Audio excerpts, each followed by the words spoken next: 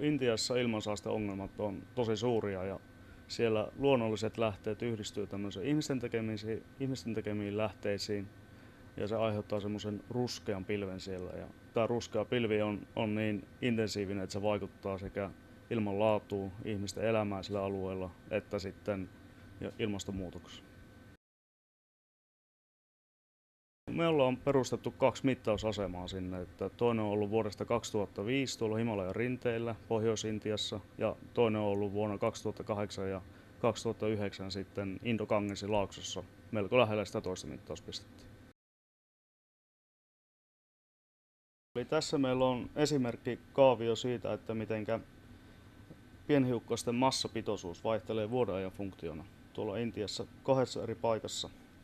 Eli meillä on täällä tämmöinen PM2,5 pitoisuus, mikä tarkoittaa, että hiukkaset, joiden halkaisija on alle 2,5 mikrometriä, mikä on tämmöinen yleinen ilmanlaatukriteeri, on tässä Y-akselilla ja X-akselilla meillä on aika vuonna 2008 ja 2 paikkaa on tässä sitten ilmoitettu. Sinisellä tämä Mukteswar, mikä on meidän asema sillä Himalajan rinteillä noin 2000 metrin korkeudessa ja Kuol Pahari, joka on asema Indo-Gangesin laaksossa. Ja tässä kuvassa me nähdään, että mitä me ollaan opittu tuolla Intiassa näiden hiukkasten perusvaihtelusta. Jos me katsotaan vaikka tuota Indo-Gangesin laaksoa, eli Kuol Paharia ensin, niin me nähdään, että talvella lähtien täältä joulukuusta ja menee tänne talvikuukausiin, niin hiukkaspitoisuudet ovat todella korkeita. Ne ovat noin 150-200 mikrogrammaa kuutiometrissä, mikä ylittää 10-kertaisesti eurooppalaiset ilmanlaaturaja-arvot. Sen jälkeen täällä toisio Y-akselilla on 2 eri asiaa, mitkä vaikuttaa näihin pitoisuuksiin.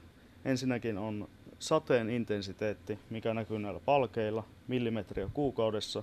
Ja toinen on tämmöinen sekoittumisrajakerroksen korkeus, mikä näkyy tämmöisellä harmaalla viivalla täällä.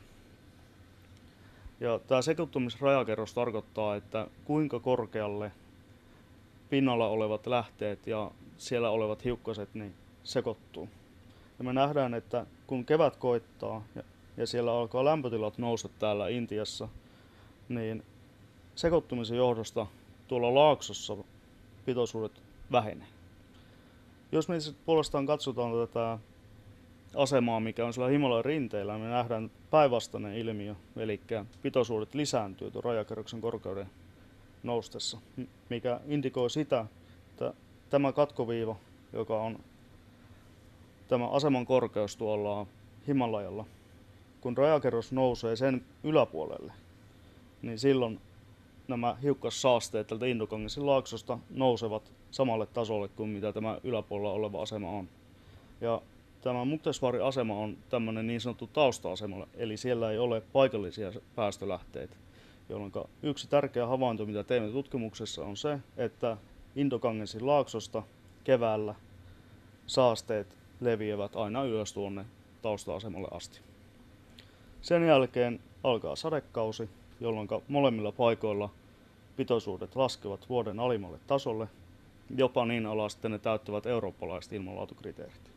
Sen jälkeen sateet loppuvat, jolloin ilmansaasteet taas lisääntyvät alhaalla laaksossa, mutta eivät niin paljon täällä ylärinteillä, koska rajakerros jää nyt niin huomattavasti tämän aseman alapuolella. Ja ollaan taas siinä tilanteessa, että talvella ruskea pilvi kerääntyy tänne Indo-Gangesin laaksoon, mutta tämä saaste ei enää ylety ylösrinteelle.